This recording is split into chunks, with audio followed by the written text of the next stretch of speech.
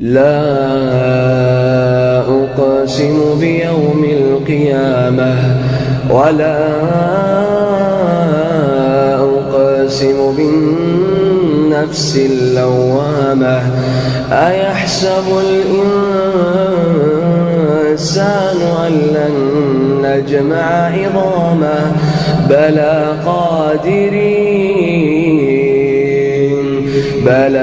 قادرين على أن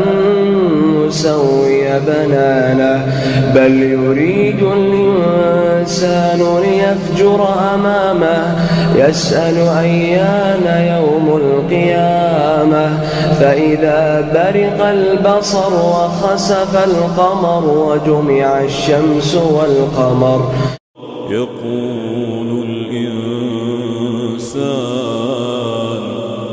يقول الإنسان يومئذ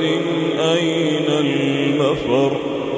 كلا لا وزر إلى ربك يومئذ المستقر ينبأ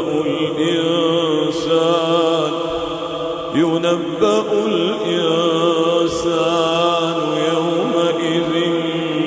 بما قدم وأخر بل الإنسان على نفسه بصيرة ولو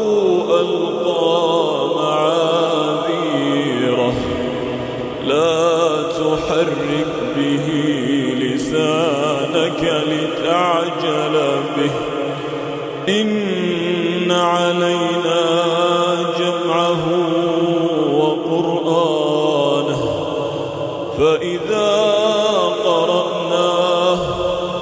فإذا قرأناه فاتبع قرآنه ثم إن علينا بيانه كلا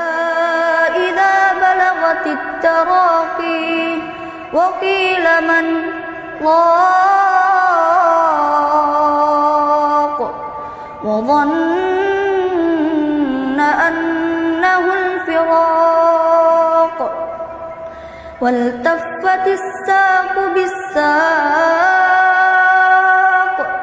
إلى ربك يومئذ المساق فلا صدق ولا صلى ولكن كذب وتولى ثم ذهب إلى أهله يتمطى